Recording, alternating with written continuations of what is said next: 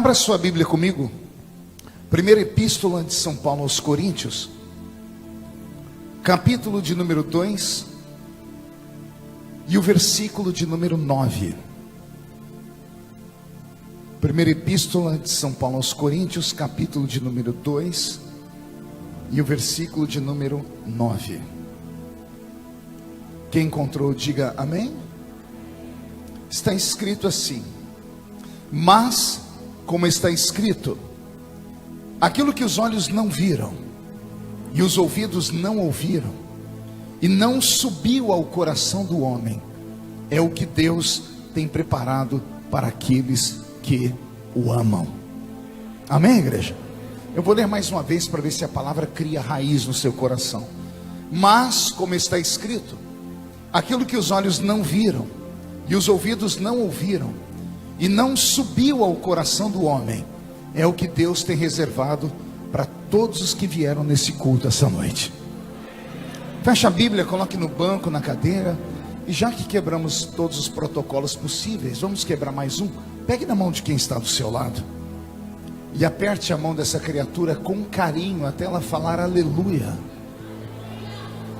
Isso, pentecostal que não faz barulho está com defeito de fabricação, não é? Vamos orar? Senhor, nós te exaltamos, nós te glorificamos, e nós entendemos que dentro de alguns minutos, e esta linda igreja ficará pequena para o tamanho da glória que o Senhor vai mandar do alto dos céus. Os que vieram tristes começarão a saltar de alegria. Os que vieram se arrastando não voltam para casa se arrastando. Hoje voltarão voando nas asas de um novo tempo. E antes que eu comece a revelar os seus segredos, cerque esta igreja com a sua glória, e num raio de 5 quilômetros onde houver um demônio alojado, eu dou a esses demônios segundos para sumirem daqui, porque se não sumirem, serão queimados pelo poder da sua glória que aqui será derramada. Rasgue os céus sobre esta igreja, manda anjos de fogo descerem aqui, que estes anjos desçam trazendo brasas de fogo nas mãos.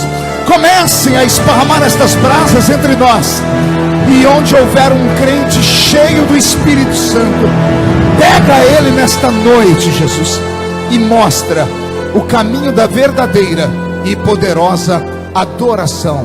Fala conosco, fica conosco, é o que eu te peço agora e sempre. E toda a igreja diz: os que podem, tomem o seu assento aplaudindo a Jesus porque Ele é bom.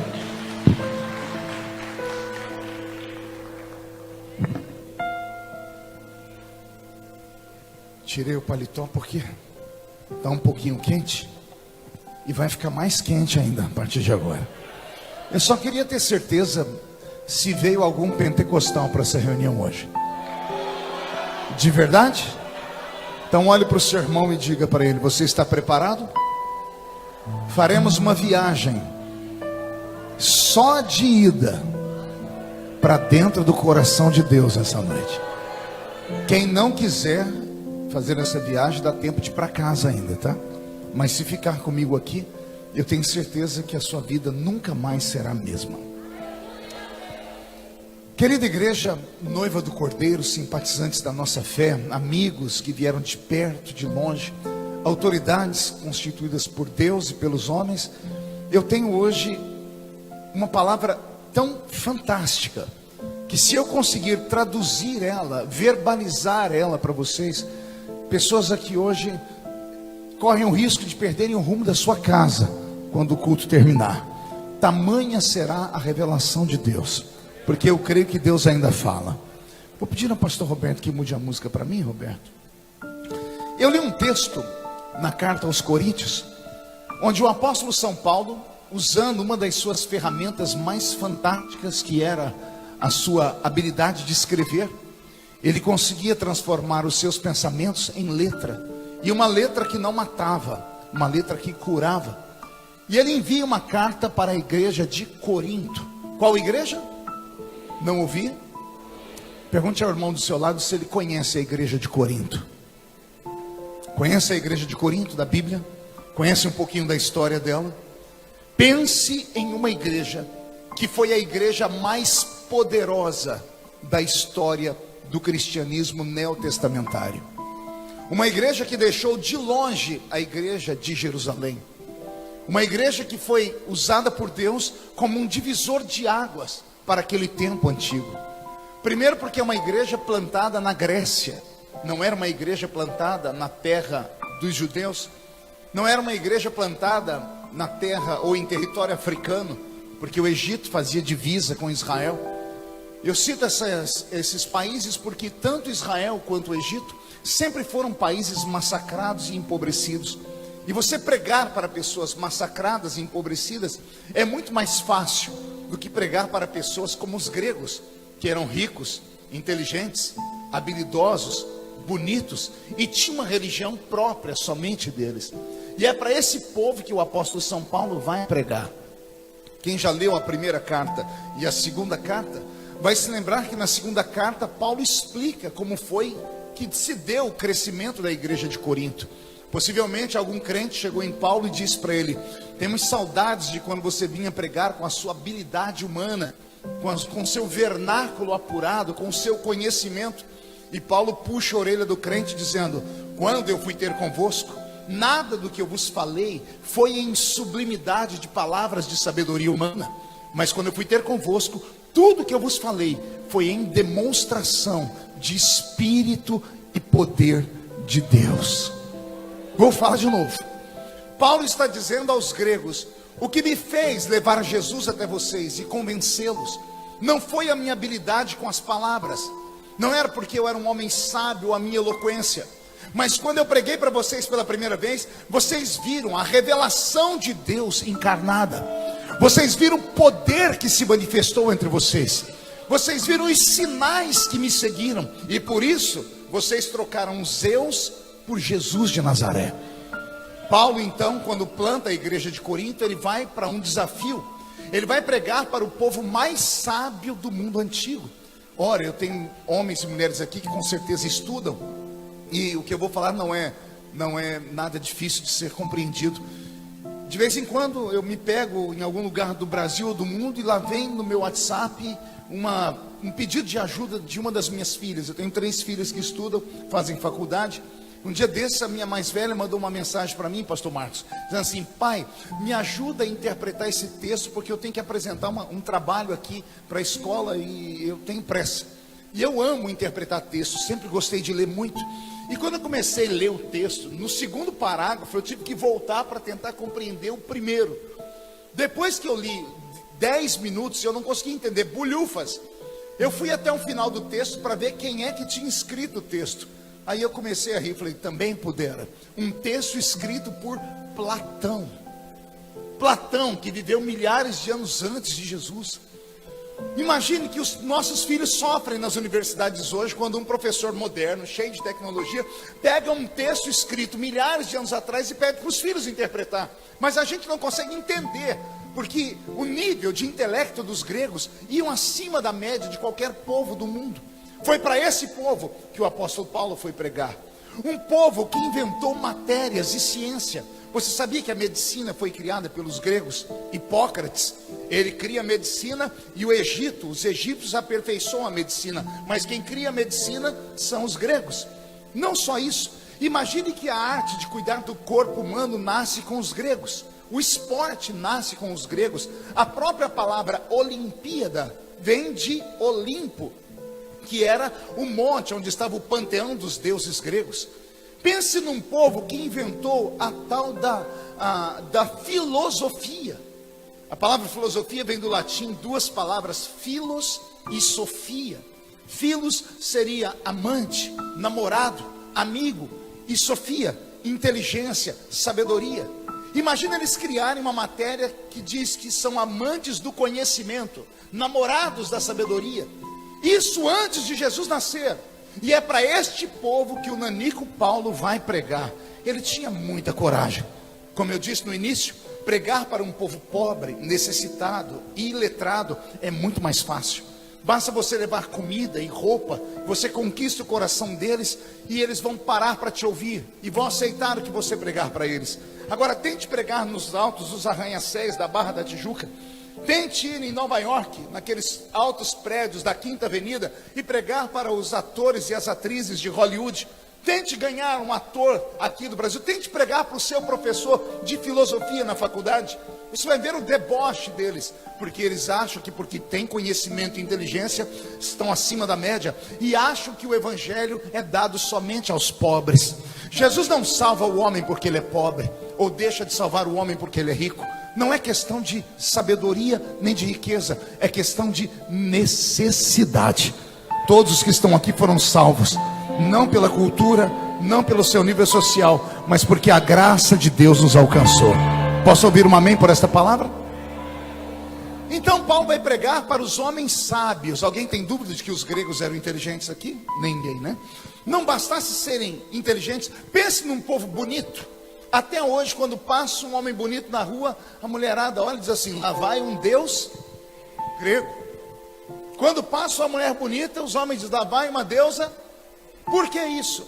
Porque os gregos tinham um DNA privilegiado. Se você acha que eu estou falando muito, digite no Google aí, peça ajuda para o papai Google, deuses da Grécia Antiga, ou os gregos. Você vai ver as imagens, os bustos feitos de Diana, Afrodite, Zeus, Teseu, Hermes, Hera, são perfeitos.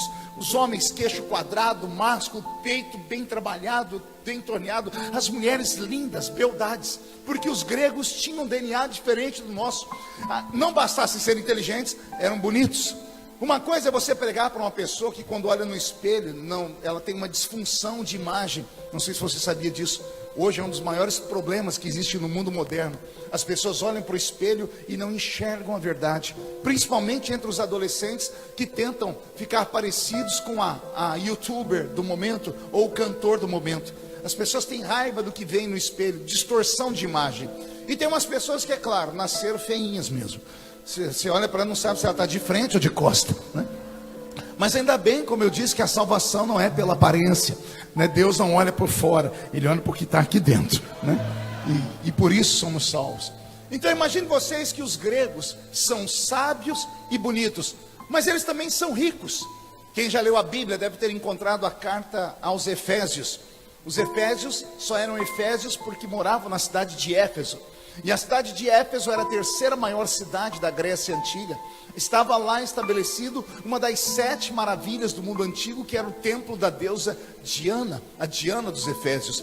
Havia um porto ali em Éfeso, e a cidade ficava numa estratégia geográfica tão perfeita, que todas as pessoas que iam atravessar de um país para o outro, precisavam parar ali. Não havia sido inventado ainda o barco a vapor, não havia sido ainda inventado combustível, era tudo manual, eram escravos, e os escravos tinham que parar para se alimentar, ou para comprar outros escravos que morriam no caminho, e paravam onde? No porto de Éfeso, uma cidade que em baixa temporada tinha 500 mil de habitantes. Isso eu estou falando de 2000 anos atrás. Em alta temporada, 1 milhão de habitantes. Haviam fábricas ali, e muitas madeireiras, fábricas de pedra. As maiores estátuas e as estátuas mais queridas do mundo antigo vinham da cidade de Éfeso. Então, por conta do capital que eles tinham de riqueza, Éfeso era um dos lugares mais ricos de todo o mundo antigo, porque estava na Grécia. Imagine pregar para uma pessoa rica. É muito complicado. O próprio Jesus vai dizer no seu evangelho: é mais fácil um camelo passar pelo fundo de uma agulha do que um rico entrar no reino de Deus. Porque a riqueza se torna um Deus, e a Bíblia põe nome nesse Deus. Mamon é o nome dele. Os gregos então são inteligentes, são bonitos e são ricos, mas eles têm mais um agravante. Pergunte qual? Só falo se todo mundo perguntar. Eles têm um céu só deles. Eles têm uma religião que é só deles. O céu dos gregos ficava no alto do Monte Olimpo, e o céu deles tinha uma trindade parecida com o nosso cristianismo. Nós temos uma trindade, Pai, Filho e Espírito Santo. Os gregos tinham uma trindade maligna, que era Zeus, Poseidon e Hades. Hades era o rei dos mortos, Poseidon o rei das mares, e Zeus o rei dos reis, o Deus dos deuses deles. E esses deuses, quando estavam entediados lá no panteão deles, desciam à terra, se metamorfoseavam em seres humanos e dormiam com as mortais, e deixavam a sua semente aqui. E dessas mortais nasciam aquilo que eles chamavam de semideuses. Hollywood ama os semideuses. De vez em quando sai um filme, ou Fúria de Titãs, a própria Mulher Maravilha, filha de Zeus com Tamísia, ou é isso mesmo, Tamísia. Então, os gregos tinham uma cultura e um pensamento divino que era só deles. Imagine para você saber que o endereço do céu deles ficava no espaço geográfico da Grécia. O mundo que se lascasse, eles tinham todos os deuses à sua disposição. Então era um povo, humanamente falando, perfeito, porque são ricos, são inteligentes, são bonitos e tem um rei, um Deus só deles. Um mundo perfeito, aparentemente. Sim ou não, igreja? E é nesse lugar que o apóstolo Paulo vai pregar. Pense num homem de coragem, eu repito. Ele entra nesse lugar e ao entrar, ele entra logo por Atenas, porque Atenas é a capital da Grécia, é a capital do mundo intelectual antigo. A tradição diz que na medida que Paulo entra em Atenas, ele vai encontrando as imagens. Havia uma avenida em Atenas que era chamada Avenida da Adoração. O primeiro deus em estátua formado era a imagem de Zeus. A tradição diz que era uma imagem de 10 metros de altura, feita de ouro maciço, de um Deus que tinha na mão um raio, porque esse é o símbolo de Zeus, de um Deus com seu peito másculo e a barriga de tanquinho, e embaixo escrito Zeus, Deus dos deuses, e embaixo sacrifício a Zeus. Era para qualquer pregador de qualquer religião que entrasse ali, olhasse para aquele Deus e fosse intimidado e voltasse para trás. Mas o Nanico Paulo não era intimidado por isso. Ele caminha mais um pouquinho na mesma avenida, uma imagem de Hades. Embaixo, Deus dos mortos. Embaixo, sacrifício. Ele caminha mais um pouco, está lá Poseidon, Deus dos mares e sacrifício. Mais à frente, ele encontra um altar erigido a Diana, Afrodite, Hera, Hermes, Teseu, Hércules e todos os deuses gregos, que eram quase 1 milhão deles. Quando Paulo não se dá por vencido, ele vai até o fim da avenida. E no fim da avenida ele encontra um altar vazio. O altar está com uma placa: ao Deus desconhecido. Embaixo tem sacrifício, mas não tem imagem em cima do altar. O Espírito Santo toma Paulo e diz: você já sabe como deve pregar. Paulo dá um grito e diz: ó atenienses, eu sou o sacerdote do Deus que vocês não conhecem. O Deus desconhecido salvou a minha vida e me trouxe para pregar a vocês aqui. Paulo é arrastado da avenida para o Areópago. O Areópago era muito parecido com essa igreja, era um anfiteatro assim, a meia lua. Ficava um altar aqui ou um palco, e as pessoas paravam ali para falar e o que quisessem. Os gregos criam a tal da democracia, o poder que vem do povo, o poder de falar, de se expressar. Neste Areópago, qualquer pessoa que tivesse uma ideia mirabolante ou uma ideia idiota podia subir ali num dia específico e falar o que ela queria. Ou ela seria aplaudida ou seria vaiada. Por isso que Paulo diz que ele encontrou muitos paroleiros, que eram aqueles que falavam e viviam de ouvir falar da vida alheia. Imagine o Nanico Paulo num dia de festa, sendo levado para aquele Areópago, e na frente dele uma multidão de gregos. E quando os gregos olham para aquele homem, e quem não sabe, deixa eu desenhar para vocês Paulo, 1,5 metro de altura, calvo por natureza, há quem diga que era caolho e manco de uma perna. E você ainda acha que você é feio?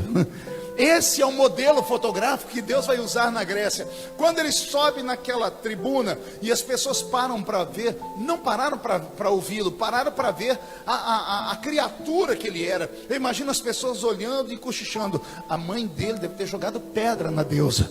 O pai dele deve ter feito algum pecado muito horrível para ter nascido feio desse jeito, baixinho desse jeito, manco e ainda caolho. Então aquilo chamou a atenção, mas o que vai chamar a atenção deles agora é a fluência de Paulo. Ó como é que Paulo começa: ó atenienses, caminhando eu por vossa cidade, vi o tamanho de vossa fé. Vi que vocês têm imagens de muitos deuses e sacrificam a eles. Vi também que, com medo de deixar ou desagradar alguma divindade, vocês erigiram um altar a um tal Deus desconhecido. E eu sou sacerdote do Deus desconhecido. As perguntas devem ter pululado. Diz a tradição que alguém diz assim: qual é o nome do seu Deus? E ele diz: o meu Deus se chama Yeshua, é o Mashiach de Israel. O meu Deus caminhou pela terra em forma humana. E isso para os gregos fazia sentido, porque de vez em quando Zeus descia à terra, ficava como homem e namorava as mortais. Então eles começam a ver algum tipo de simpatia entre ambas as religiões. Por isso pararam para ouvir Paulo. E Paulo está pregando e as pessoas dizem assim: me fale um pouco desse Deus. Seria ele, porventura, um grande Deus? E Paulo diz: ele é o maior de todos, porque é o único Deus verdadeiro. Alguém pergunta: seria ele maior do que Poseidon, o deus dos mares? E eu imagino Paulo dando uma gargalhada dizendo: ele é muito maior do que Poseidon. Inclusive tem um amigo meu que é pregador desse mesmo Cristo, que me contou uma história, que um dia ele estava dentro de um barco e o nosso Cristo não estava com eles, e Poseidon chacoalhou o barco, fez as ondas do mar bater sobre o barco. E quando eles achavam que iam ser tragados pelas ondas do mar, lá vem o nosso Cristo andando em cima das águas. E ele vem pisando em cima de Poseidon, porque ele pisou em cima das águas, ele pisou em cima do vosso Deus. Os gregos estão atormentados, dizem: mas isso é verdade? Ele diz assim: houve uma outra história em que o nosso Cristo estava deitado na polpa de um barco, e Poseidon mais uma vez se levantou para tragá-los. E quando acordaram ele saiu da polpa do barco e foi para a proa. Ele ficou em pé, estendeu as mãos e gritou: acalma-te, Poseidon, aquieta-te, vento, acalma-te, mar. E alguém diz: seria ele maior do que o nosso Deus Hades, que é o Deus dos mortos, que é a própria morte encarnada?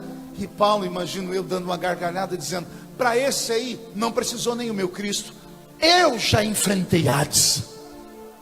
E as pessoas, os gregos com os olhos estatalados: conte a história, paroleiro. E ele dizendo: eu estava pregando numa cidade próxima aqui, inclusive a cidade de Corinto, e como eu sou pequeno, botaram um tambor para que eu ficasse de pé, e eu olhava por cima e via todos. Enquanto eu pregava, lá na porta, quem é que apareceu? Hades. Hades olhou para mim e fez assim. Terminando a reunião, eu te mato. Quando eu fui correr de Hades, eu olhei direitinho para ele e dei um grito e disse: ó Hades, onde está, ó Hades, o teu aguilhão? Ó morte, ó morte, onde está o teu aguilhão, ó morte? Travada foi uma batalha na cruz, e a vitória foi de Yeshua, o Mashiach de Israel.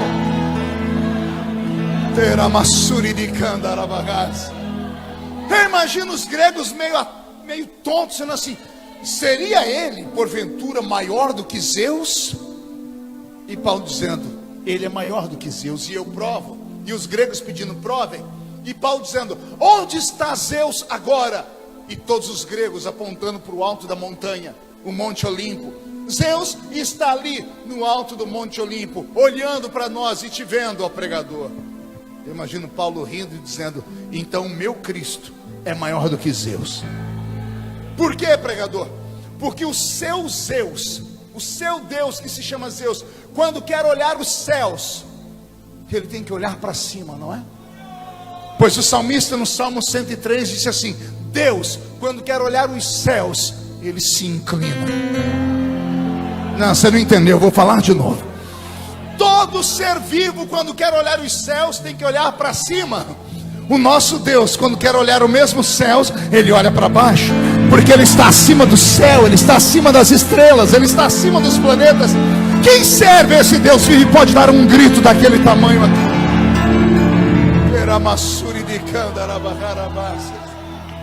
Foi assim, e não por fluência humana de palavras, que Paulo levou a Grécia a Cristo. E o poder desse nanico foi tão forte, igreja, que a religião grega acabou.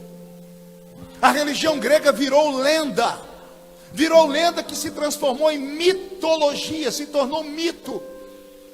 Paulo acabou com a religião sozinho. Ele não levou para lá uma convenção inteira, ele não levou para lá um círculo de oração inteiro, ele não levou para lá centenas, sozinho, um homem sozinho, mas cheio do Espírito Santo.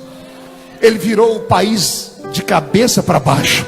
Alguém acredita que isso pode acontecer de novo? Então que Deus te faça ser cheio do Espírito Santo nessa noite. Porque se você mudar o rumo da sua vida, eu já estou muito feliz. Eu falei aqui de alguém que mudou o rumo de uma nação inteira. Mas se você conseguir mudar a sua própria vida, eu já fico muito feliz. E por que o senhor está dizendo isso, pregador? Porque eu estou numa Assembleia de Deus, numa igreja pentecostal, e tem gente que está me olhando com uma cara feia, parecendo que foi batizado num pote de vinagre nessa reunião. É sério, a pessoa esqueceu onde ela está. Isso aqui não é um culto de velório. O nosso Cristo está vivo. Não adianta vir para cá e ficar olhando para o pregador com esse olho seco, parecendo olho de sapo que morreu no dia de enchente. Diz que é pentecostal, mas não abre a boca nem para respirar.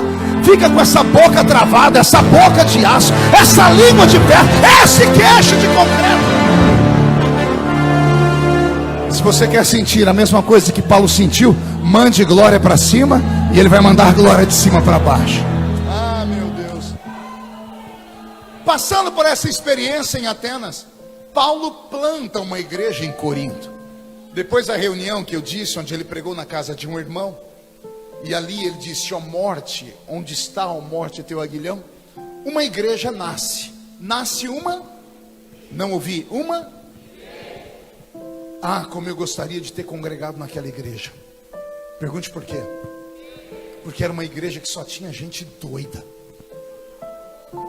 Pastor Marcos, era uma igreja que só tinha maluco. Pense numa igreja que para você entrar no culto tinha que passar por um diácono, e o diácono te entregar uma senha na mão. Uma? Pergunte para quê? Para saber que hora que você podia profetizar. Não, pastor, então é uma igreja extremamente organizada, tinha até a hora para profecia. É pelo contrário. Era uma bagunça o culto. Porque todos os crentes eram profetas. Meia dúzia entendeu, vou tentar melhorar.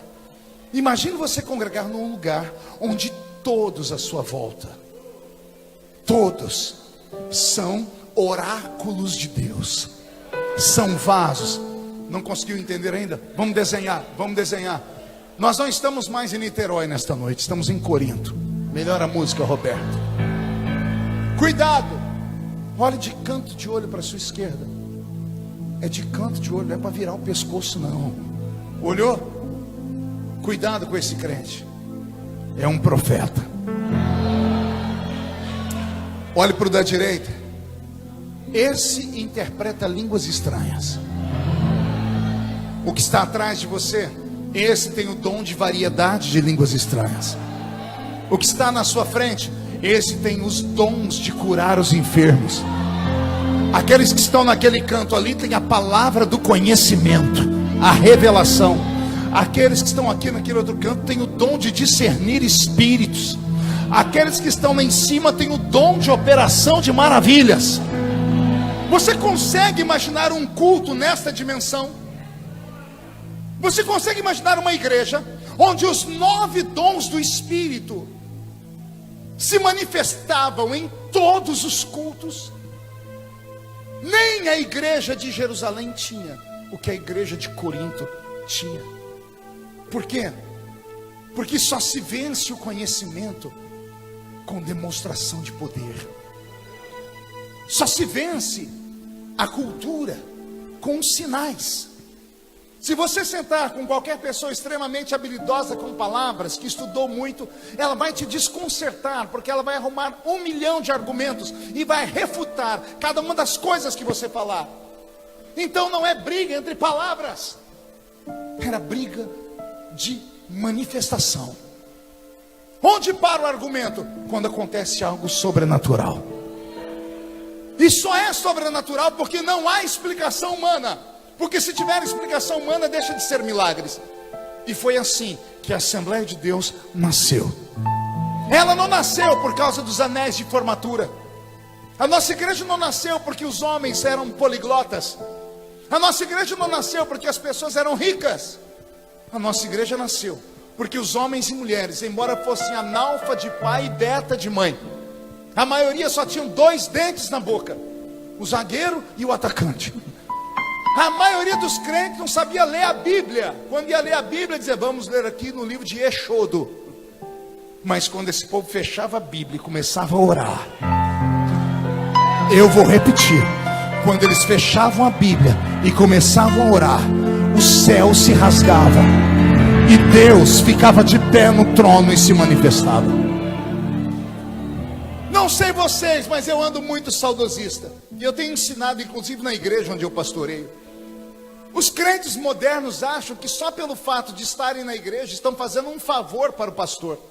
Não, pastor, não pega muito meu pé não, que eu estou aqui porque o senhor quer que eu grite, glória a Deus. Estar aqui já não está bom demais. Não, não está. Porque entrar na igreja qualquer um entra. Até cachorro entra. Criaram até uma piada. Por que o cachorro entrou na igreja? Porque a porta estava aberta. Eu estava pregando, pastor, lá no Paraná, há algum tempo atrás, um ginásio de umas 5.000 pessoas, e tinha um corredor assim, bem na minha frente. E eu pregando, e os irmãos do sul são um pouquinho mais devagar do que a gente, né? O sulista é mais introvertido, né? Eles não são expansivos como os cariocas, a gente do sudeste do Brasil. E eu pregando, e eles desconfiados, me olhando, e de repente eu olhei para o corredor bem aqui embaixo, tinha um cachorro, deitado, olhando para mim. E eu comecei a pregar, daqui a pouco eu liberei uma palavra revelada, alguém lá do lado esquerdo atrás deu um glória a Deus. O ginásio inteiro fez assim, olhou. O cachorro não olhou também?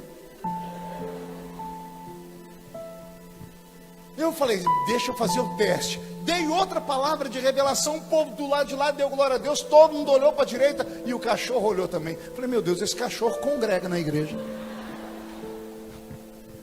Daqui a pouco a glória de Deus desceu rasteiro, que eles não se aguentaram, começaram a pular, dar glória a Deus, falar em línguas, encheram aquele ginásio de adoração. O cachorro não empolgou. Ele ergueu a cabeça e fez au! O diácono perto do púlpito gritou assim, eita que o cachorro está crente. E eu estava meio bravo aquele dia, porque pregador pentecostal quer me matar do coração, é eu estar pregando e você ficar me olhando desse jeito aí, ó, querendo caçar confusão comigo. Me ajuda a pregar, crente. Quer ver o pregador ficar feliz? Você dá um glória a Deus, isso empolga ele. E eu já estava meio bravo. Aí eu falei, eu discuti com o diácono, eu falei assim, esse cachorro não deu glória a Deus não, ele latiu. E o diácono, em vez de ficar quieto, olhou para cima e disse, esse cachorro deu glória a Deus sim. Eu disse, ele latiu, ele falou, ele deu glória a Deus. Eu disse, eu escutei latido. Ele falou assim, pois eu interpretei a língua dele. Eu já vi interpretar a língua de anjo, mas língua de cachorro. Aí eu falei para ele, querido, deixa eu te dar um ensinamento. É muito bonitinho ver esse cachorro fazer isso, mas nenhum animal irracional pode dar glória a Deus. Pastor, o senhor não conhece o meu papagaio? O seu eu não conheço, mas eu conheço um que mandaram para mim no WhatsApp esses dias. O papagaio decorou uma pregação minha. Vocês acreditam? Ele falou umas 3 frases da minha pregação e imitou minha língua estranha. Falei, papagaio miserável. O irmão mandou um áudio assim ainda. Ei pastor, você ouviu que meu papagaio está cheio do Espírito Santo? Aí eu falei para ele, querido, é bonitinho, é engraçadinho, mas não blasfeme. Esse papagaio não está cheio do Espírito Santo, porque nenhum animal pode ficar cheio do Espírito Santo. Porque ele não tem o elo que o liga ao céu. Animais irracionais só são terra e alma vivente. Só pode receber espírito aquele que é espírito também. A única raça nesse planeta que pode dar glória a Deus está aqui na minha frente. O que o senhor quer dizer com isso, pastor? Eu quero dizer que entrar na igreja não é mérito para ninguém, porque qualquer um entra. Eu quero ver entrar no culto. Ah, gostei, vou de novo. Entrar na igreja qualquer um entra. Eu quero ver você entrar no culto. Paulo ensinando aos coríntios, ele disse assim: quando vocês se ajuntam, nada acontece. Mas quando vocês se ajuntam e uns têm salmos e outros têm testemunhos, aí vocês saem da terra e entram nas regiões celestiais. O culto começa aqui em Niterói, mas à medida que ele vai crescendo, a gente sai de Niterói e vai para a presença do Todo-Poderoso. E é aí que Deus começa a caminhar no nosso meio. Aí o Senhor começa a caminhar entre os castiçais procurando fogo. Mas se não houver fogo nos castiçais, Ele pode reacendê-los. Que nesta noite possamos entender isso e possamos começar a compreender que o que deixa esse lugar santo não é a placa que está lá fora, que eu respeito muito, que é a Assembleia de Deus. Não é isso que faz esse lugar ser diferente. O que faz esse lugar ser diferente não é a história que essa igreja tem, mas é uma presença invisível que está aqui. Pode ser o alto de uma montanha, onde só tem a terra, pedras e galhos secos. Se Deus ali se manifestar e o crente quiser se aproximar, Deus até deixa, mas antes Ele dá um recado: quer chegar perto de mim? Tira as alparcas dos seus pés, porque o lugar onde você está é uma terra santa. O problema nosso é isso: a gente entra aqui dentro como se estivesse entrando na casa da mãe Joana. Alguns entram na igreja como se estivesse entrando em um teatro. Igreja não é entretenimento. E essa geração Nutella, que vem para a igreja em busca de uma palavra de autoajuda, vem no lugar errado. Se você quer mensagem de autoajuda, não vem à igreja. Vá numa banca de revista e compre o último livro do Dr. Taniguchi, o último livro do Dr. Lair Ribeiro, 48 razões porque mesmo vesgo eu pareço-me com Leonardo DiCaprio. Quer uma palavra de autoajuda? Faz um curso com o Pablo Marçal, meu grande amigo. Ele é bom para essas coisas. Eu não venho à igreja em busca de autoajuda. Eu venho à igreja em busca de ajuda do alto. E a ajuda do alto só desce quando você pede. O Espírito Santo só vem quando você convida. Os milagres só acontecem quando você se prepara. O Espírito Santo só vai fazer uma festa se nós deixarmos. Ah, meu Deus, Paulo prega para a igreja mais poderosa da história. A igreja de Corinto é de longe, repito, a igreja mais viva de toda a história. Por quê? Porque era um povo rico, bonito, inteligente e tinha sua fé. E Paulo tinha que mostrar para eles algo que eles nunca tinham conhecido. E Paulo leva para eles o poder de Deus. Até aqui, amém? Beto, mude a música. A carta aos Coríntios, a primeira carta, foi escrita 20 anos depois que a igreja havia sido formada, plantada. Aquele ministério tinha 20 anos. Quantos anos? Aí pergunte para mim, por que Paulo escreveu a eles, pastor? Em uma viagem, uma das suas muitas viagens missionárias, a tradição diz que Paulo encontra dentro de um navio uma pessoa que se aproxima dele e se apresenta como sendo membro da igreja de Corinto. E o velho pastor, todo feliz da vida, deve ter feito a pergunta que qualquer pastor que passou por um grande ministério antigo faria: como é que está a igreja de Corinto? E o jovem que estava ali se apresenta a ele dizendo assim: a igreja está muito bem, construímos dezenas de congregações. E o rapaz espera os aplausos do velho Paulo, e Paulo refaz a pergunta: você não entendeu? Eu perguntei como está a igreja de Corinto. Em dúvida, o rapaz repensa e diz: agora entendi. A igreja de Corinto, além de construir muitos templos, ela mantém obra missionária esparramada pelos quadrantes da Grécia. Mandamos missionários para todos os lados.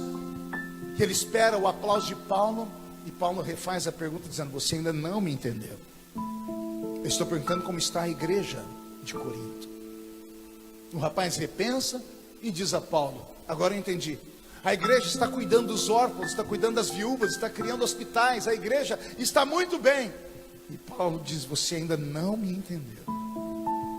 Eu quero saber como está a igreja de Corinto.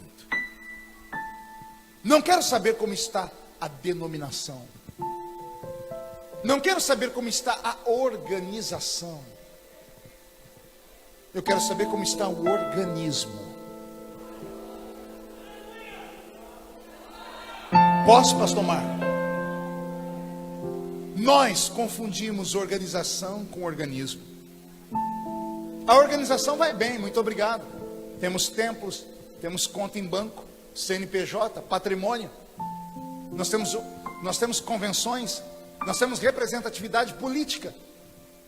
A igreja, a organização, é respeitada. A nossa Assembleia de Deus é a mais respeitada do país. A organização vai muito bem, obrigado. Mas quando a trombeta tocar, a organização não tem ouvidos, porque a organização é feita de alvenaria, é feita de madeira, é feita de ferro, é feita de energia elétrica. A organização são os títulos, e esses títulos não podem subir jamais. O templo fica, os bancos ficam, a conta no banco fica, os deveres e os direitos para com o Estado ficam. A organização não presta para Deus. O que presta para Deus é o organismo. Mas sabe qual é o nosso problema? A gente tem mais coragem de defender a organização do que de defender o organismo. Pergunte por quê? Porque às vezes o organismo dá muito trabalho. O organismo vem cheio de erros, pecados. O organismo vem cheio de traumas. E ele levanta, cai, tomba, escandaliza. E às vezes, ao invés de termos paciência com o organismo, a gente prefere extirpá-lo daqui. Sai daqui, câncer. E a gente fica com a família perfeita. A organização é respeitada, a Assembleia de Deus. Mas e o organismo? O José, a Maria, o Antônio, a Pedrina, o Roberto, o Marco, o Daniel. O velho Paulo não se preocupava com organização. Ele estava se lixando para a organização. Ele queria saber como está o organismo, como está a igreja, aquela do grego eclésia, aquela que foi chamada para fora do mundo. Como está a igreja? O rapaz entende, abaixa a cabeça e começa a dar para Paulo um relatório tão feio, tão ruim, que o desespero de Paulo leva ele a escrever a primeira carta. E na primeira carta Paulo faz desabafos que pastores não têm nem coragem de pregar. Já viu o capítulo 5 da primeira carta de Paulo aos Coríntios? Já viu o que Paulo fala? É sabido que há entre vós um tipo de pecado que nem entre os ímpios tem nome. Nem o ímpio comete esse pecado, mas dentro da minha igreja em Corinto tem. É sabido que um filho dormiu com a mulher do seu pai. Pastor, não seria incesto? Seria se fosse o filho dormindo com a mãe. Mas o filho não dormiu com a mãe, dormiu com a mulher do pai. Ou o pai era viúvo ou divorciado, casou de novo. O pai sai para o trabalho e o menino leva a mulher do pai para a cama. Vocês sabem que isso está acontecendo e vocês não fazem nada. Paulo ficou tão irado que ele disse: sabe qual é a minha oração? Para que a alma desse moço seja salvo, eu entrego ele na mão do diabo. Imagine um pastor chegar no púlpito e falar assim: eu estou entregando o corpo desse irmão aqui para o diabo, para ver se a alma dele seja salva. A fúria, a ira. Se tem pecados dessa grosseria na igreja de Corinto, o Espírito Santo não desce. Os dons sumiram. As revelações desapareceram. As línguas estranhas ficaram raras. Interpretação de línguas nunca mais se ouviram. E qualquer coisa que eu esteja falando aqui não é mera coincidência. Se você estiver tentando fazer comparativos com a sua congregação ou com a sua própria igreja, falo com amor e com temor, porque sou assembleiano desde criança. E às vezes me dá angústia, porque não consigo transferir as minhas experiências para as minhas filhas. Porque vem de uma geração diferente, onde nós não tínhamos um templo de Salomão para congregar, mas tínhamos a essência do cenáculo, lá na Taperinha Velha. Não tínhamos instrumentos como esses, era um pandeiro e uma sanfona. Mas quando cantávamos os velhos hinos, e não eram hinos como esse que o Roberto cantou, onde juntou o instrumento dele e os deles aqui, levou a gente à loucura, porque o som mexe com a gente. Nós não tínhamos nada disso. Era o velho, foi na cruz, onde um dia eu vi os meus pecados carregados em Jesus. Era assim que recebíamos o batismo com o Espírito Santo. Não tínhamos pregadores desse naipe como eu sou, que tem cultura, que fala bem, que se preparou. tinham graça e uma unção tão grande, que às vezes, quantos cultos não participei, onde o pregador só dizia, eu cumprimento os irmãos com a paz do Senhor, e o culto acabava. O céu abria, as pessoas eram batizadas com o Espírito Santo no banco. Não me tenha por saudosista, me tenha por alguém que já viveu um bocado, que com 48 anos de idade prega há mais de 30, e que correu o mundo, mais de 80 países do mundo, mais de 4.000 cidades do Brasil. Eu vi o céu aberto. E hoje, quando entramos na igreja, é uma dificuldade. E aí, sabe qual é a desculpa dos crentes? Nós não somos mais crentes meninos. Ah, que pena. Não, pastor, agora nós somos estudados. E quem foi que te disse que cultura é bloqueio para o Espírito Santo, para alguém que está na igreja? Eu tenho cultura, eu escrevi 22 livros, eu me comunico em 3 idiomas, eu dou conselho para o presidente da república. Mas quando o Senhor Jesus vem sobre mim, eu me entrego e entro no reteté de Jesus e ponto final. Ainda subo um monte para orar. E aí vem a crente dizer, não, o pastor está mudado. É claro que eu mudei, eu não sou mais uma criança. Quando eu era menino, eu pregava como menino, agora amadureci. Vocês estão olhando a minha aparência, fiquei velho, minha barba está branca. E alguns crentes dizem, ah, mas olha o cabelo dele, olha lá, olha, está pregando de calça jeans. Até quando você vai pensar nisso? Se você tivesse me ouvido pregar aqui, você com olhos fechados, só me ouvido, você ia continuar ouvindo o menino da Vila Tatu. Eu mudei na aparência, porque a embalagem muda com o passar do tempo, mas o conteúdo ainda é o mesmo. Que pena que alguns aqui não podem dizer o mesmo sobre eles, porque a aparência por fora é a mesma, mas por dentro mudou. Ninguém mais ouve você dar glória a Deus. A igreja sente saudade das suas profecias, dos lindos louvores que você cantava, dos instrumentos que você tocava. O que foi que aconteceu com você? Foi por sua culpa que Jesus me trouxe aqui, porque Ele quer você de volta. Ele quer dar um avivamento nesta nova etapa da sua vida. Eu estou aqui para te dizer que Ele é o mesmo ontem, hoje, será eternamente. Estou aqui para te dizer que tudo o que precisamos é apenas de arrependimento. É o coração contrito e lágrimas nos olhos. Levante a mão direita para o céu comigo, por favor. Chacoalhe ela. Coloque no ombro de quem está do seu lado, pede licença. Se a pessoa achar ruim, fala, o médico mandou não contrariar o pastor. Agarrou? Chacoalha a pessoa agora até ela ficar irritada. Isso, faz isso aí, faz isso aí. Pega ele aí, isso, chacoalha, diga, Deus te trouxe aqui. Diga, Deus te trouxe aqui para isso. Sacode, sacode. Diga, para isso. Deus te trouxe aqui para te dar um sacode. Deus quer sacudir a sua vida, o seu ministério, a sua igreja. Deus quer sacudir o seu ministério.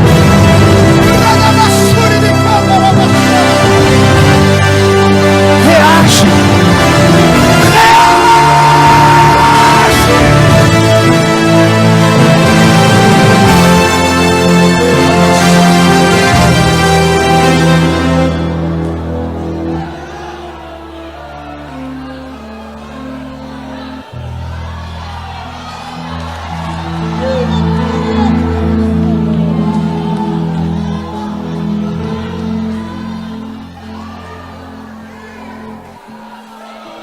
Trouxe lenço aí? Não trouxe lenço? Prepara a manga da camisa e a ponta da gravata então. Me escute. Me chame de saudosista, mas eu sinto saudades, pastor Marco, da velha igrejinha lá da Vila Tatu, onde eu congregava. Às vezes passo perto dela, paro com meu carro, fecho os olhos e sou transportado no tempo. Saudade de quando a gente vinha para a igreja meia hora antes do culto começar, e ninguém ficava sentado no banco batendo papo, mascando chiclete, vendendo carro, falando do último episódio da novelinha da Record, a gente dobrava o joelho e orava. A gente chegava 10 minutos atrasado, dava um problema, porque o crente, depois de muito tempo na igreja, ele compra o lugar que ele senta. Já percebeu isso? Não, irmão, esse lugar é meu. Aí a pessoa chegava e ficava no lugar dela, e você tinha que vir e pular a pessoa. Aí você ia se ajeitando para se ajoelhar, o banco estava cheio, ou de lágrimas, ou de cuspe. Cuspe é porque gritou bastante, né? E aí vieram as lágrimas. A gente se aninhava no cantinho e ficava orando. E para mim, o melhor momento era quando estava terminando a parte da oração para o culto começar às 7h30 em ponto. E o velho pastor José Bispo, pastor baiano, era um baiano sem pescoço, bravo que só, tinha a sensibilidade de uma parede, uma pedra, mas era um homem de Deus. O pescoço dele era, o queixo era colado aqui, né? Ele pegava o microfone, quando ele não sacudia o sininho, às vezes ele estava emocionado, ele começava a cantar assim: em fervente oração, vem o meu coração na presença de Deus derramar, mas só podes fluir no que estás a pedir, quando tudo deixares no altar.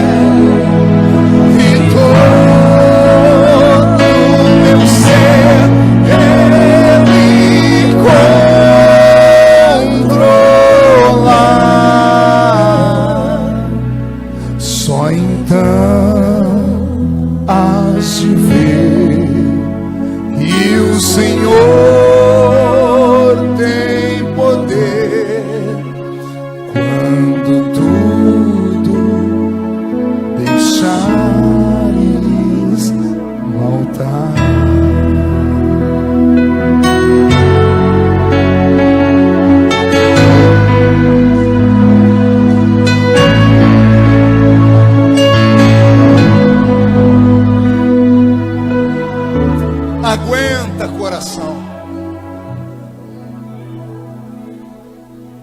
Saudade da vila, que não tinha hospital, nem farmácia, nem pronto-socorro, nem UBS. E a tal da dor só dá de noite, né? Às vezes acordava a vila inteira. Você abria a janela de madeira fechada com a tramela. Alguém sabe o que é tramela aqui? A gente abria a tramela para ver os gritos. E lá ia uma pessoa com uma criança desfalecida nos braços, correndo para a casa do presbítero. O presbítero abria a porta, vinha com a lamparina, porque não tinha energia elétrica. Me lembro do irmão Ovídio Ramos, um negro alto de quase 2 metros de altura. A mão dele parecia uma raquete de tênis, tão grande que era. Aquele barrigão assembleiano, curva da prosperidade, cemitério de frango. Ele abria a porta e dizia: o que foi? E o irmão chorando. Aí vinha a vila inteira para ver o que aconteceu. Meu filho está morrendo. E a Bíblia diz para levar para o presbítero orar, para o senhor ungir com óleo. Achar óleo aonde? Na roça. O irmão Vídia lá na cozinha pegava uma lata de banha de porco. Eita Jesus, essa juventude não sabe o que é isso. Enfiava aquela mão na lata de porco, de banha de porco, e untava o corpo da criança da cabeça aos pés e dizia: pode levar que Jesus já curou. E ninguém queria prova. Às vezes a criança do jeito que chegava, ficava. De manhãzinha a gente acordava, estava um menino correndo lá, soltando uma pipa, um papagaio.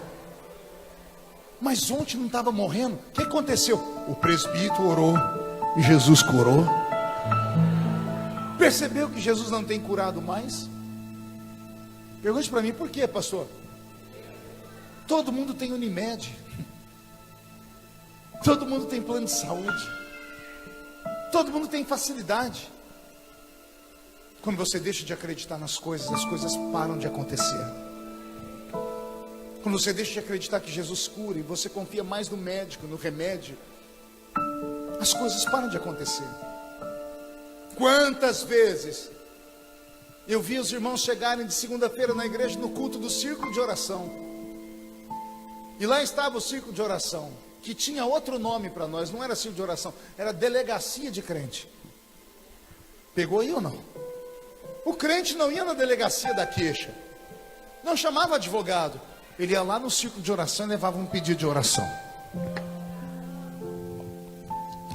Chegava com o pedido de oração e dava na mão daquelas irmãzinhas que não sabiam ler. Elas pegavam por um ato profético, colava debaixo do joelho e orar. Não se sabe o motivo, nem o porquê. Só sabe que 2, 3 meses depois, lá está o testemunho. Estou na igreja um dia, no domingo, uma irmã levantou a mão: pastor, quero dar um testemunho. Vem, filha. Ela disse: irmãos, eu estava aqui um dia desesperada, vim aqui no círculo de oração, levei o nome do meu ex-patrão, que me mandou embora e não pagou os meus direitos. Fui falar com o presbítero Ovídio, e ele disse: crente não leva ninguém na justiça. Mas e os meus direitos? Ela disse: se tem direito, Jesus vai fazer o direito acontecer. Põe o nome do homem no papel e dá para as irmãs orar. Eu estava em casa dia desse, disse a irmã, e eu acordei de madrugada com um grito na porta da minha casa. Abri a porta, era o doutor Roberto. Doutor Roberto, o que o senhor está fazendo aqui? Eu vim pagar o que eu te devo, minha filha. Mas essa hora, o senhor não pode esperar até amanhã? Não, minha filha, porque eu quero dormir. Mãe, o senhor não está dormindo por quê? Dormir que jeito, minha filha? Tem 2 semanas que eu viro para um lado, vem uma voz e diz: paga crente, paga crente. Viro para outro: paga crente, vai pagar a crente. E aí as pessoas depois perguntam: pastor, como é que o senhor aguenta tanta pancada na sua vida? Porque tudo comigo vai parar no Jornal Nacional, no Fantástico. E as pessoas: como é que o senhor crê tanto? Como eu não posso crer? Os meus pés estão fincados em uma rocha. Eu cresci num ambiente saturado com a glória de Deus.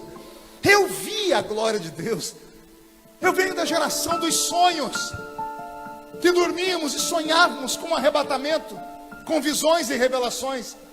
Eu sou da geração que tinha intimidade com o anjo das 3 da manhã. Vocês conhecem esse anjo ou não? Era fazer o propósito, 3 horas da manhã a gente acordava. Aí vem alguém e fala: não, é o seu relógio biológico. Vá mentir para Satanás. O anjo ia lá e cutucava a gente 3 horas em ponto. A gente só escorregava o corpo, dobrava o joelho e falava com Deus. A igreja de Corinto nasceu debaixo de graça. E com o passar do tempo ela perdeu tudo. Aprove a Deus colocar aquele moço na frente de Paulo, e Paulo mandou uma carta que curou a igreja. E a carta trouxe vida, porque o povo se arrependeu e a igreja teve sobrevida. Aí Paulo, quando estava escrevendo a carta, ele disse assim: eu sei que a situação da igreja de Corinto não é fácil. Eu sei que a modernidade, a tecnologia não tem sido fácil. Eu sei que viver nesse mundo perdido que nós estamos agora não tem sido fácil. Mas aí Paulo escreve: tem um grupo no meio de vocês ainda que são remanescentes. Deus gosta de todos, mas Ele ama os remanescentes. E para os remanescentes, Ele me manda dar um recado, diz Paulo: aquilo que os olhos não viram, aquilo que os ouvidos não ouviram, aquilo que não subiu ao coração do homem, é o que Deus tem reservado para aqueles que o amam. Você acredita que Deus ainda faz? Você acredita em um avivamento nesta reta final da igreja? Ou você acha que as coisas vão melhorar? Você acha mesmo que após pandemia o mundo vai melhorar? Você acredita mesmo que as coisas vão entrar no eixo? Não vão. Pastor, a pandemia fez muita gente desviar. Não, a pandemia revelou os desviados, que estavam na igreja, mas não tinham compromisso. foram arrastados para casa, o conforto da casa, na frente do computador, assistindo o culto, comendo peixe, picanha, tomando Coca-Cola, falando com a mãe, com o pai, se apaixonaram pela facilidade. E cristianismo sem cruz não é cristianismo. Cristianismo não é religião para ser aplaudida, amada, amaciada, é religião de confronto. Não venha à igreja para ser amaciado, venha para ser confrontado. Venha à igreja para sair do culto com os lombos doendo, porque enquanto você sente dor, é sinal que você está vivo ainda. Duros são as pessoas que estão me ouvindo, e a palavra entra aqui e sai por aqui e diz: não era isso que eu queria ouvir. É por isso que Deus não fala com você. Você não quer ouvir o que Ele quer falar, você quer ouvir o que você quer ouvir. Isto aqui não é um lugar disto. Deus nos reúne aqui para dar um choque de realidade. Eu vou profetizar que os próximos dias dessa igreja serão os melhores dias que essa igreja teve. Por quê? Porque o remanescente ficou. O que não queria foi embora. Então cumpra vocês que estão vendo os bancos e espaços vazios, não ficar choramingando, dizendo: ah, mas aqueles onde estão. Não, cumpra vocês orarem agora e pedir a Deus: Senhor, dá qualidade, porque quantidade já provou que não presta para nada. Se quantidade prestasse para alguma coisa, toda marcha para Jesus seria capa de jornais com milagres. São Paulo reuniu ano passado 3 milhões de pessoas na marcha para Jesus. William Bonner, com aquela voz impostada, disse: São Paulo reúne 3 milhões de evangélicos que marcham por Jesus. Eu estava ficando emocionado, tomei um puxão de orelha do Espírito Santo. Ele falou comigo: seria interessante, Marcos, se ele falasse: São Paulo reúne 3 milhões de crentes que marcham por Jesus, vírgula, e um cego enxergou na reunião, um paralítico andou, 100 pessoas aceitaram Jesus como Salvador, 500 foram batizados com o Espírito Santo. Mas é só oba, oba e grita, grita. É a igreja fazendo ajuntamento para quê? Ameaça colocar um pregador na marcha para Jesus, para você ver se ela não esvazia. Agora coloque a banda para cantar, e coloque os levitas, aqueles que faz a poeira levantar.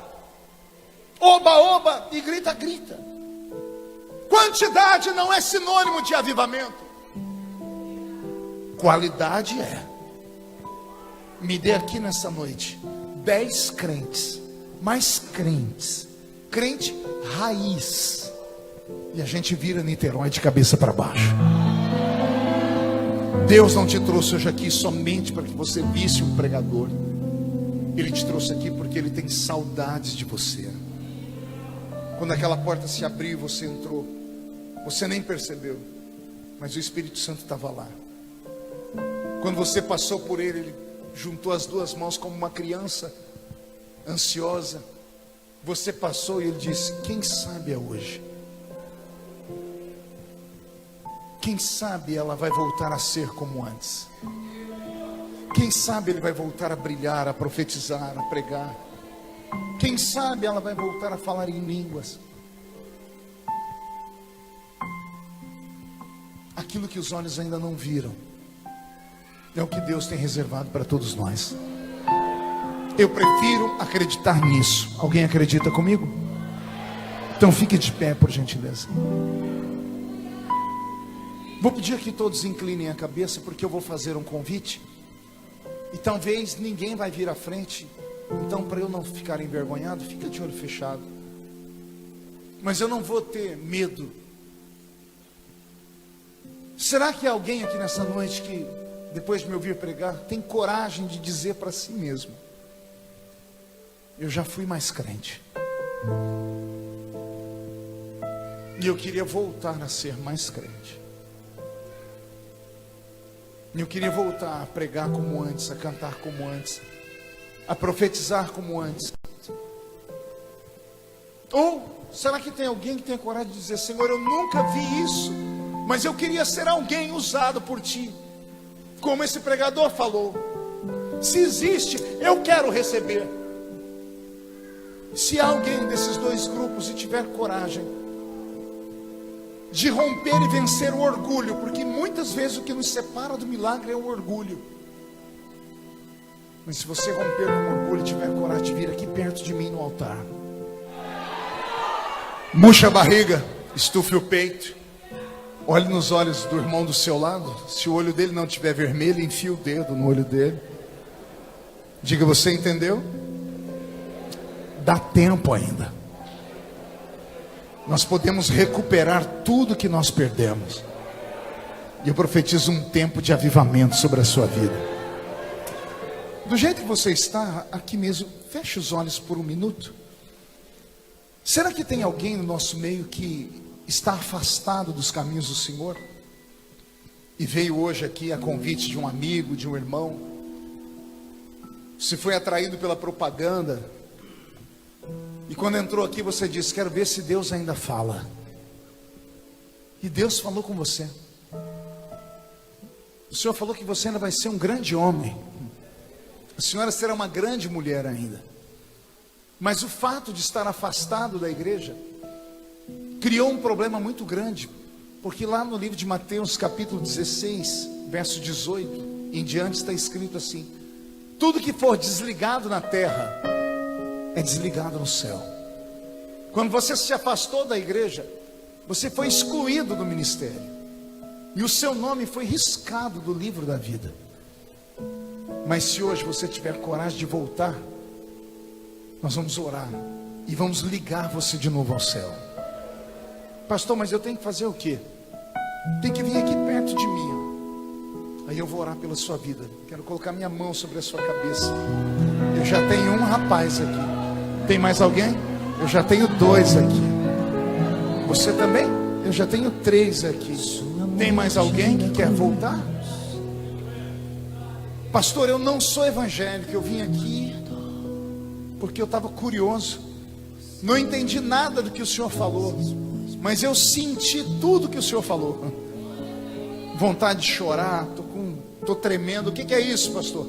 É Jesus te chamando. Chegou o dia dele fazer as pazes com você. Se você tiver coragem de entregar a sua vida para Jesus e vir aqui na frente, eu vou orar por você como nós vamos orar por esses 3 rapazes aqui. Tem alguém? Você que trouxe a pessoa, pergunte para ela se ela tem coragem de vir aqui à frente. Tem alguém? Dou-lhe uma, a porta vai fechar. Dou-lhe 2. Não tem?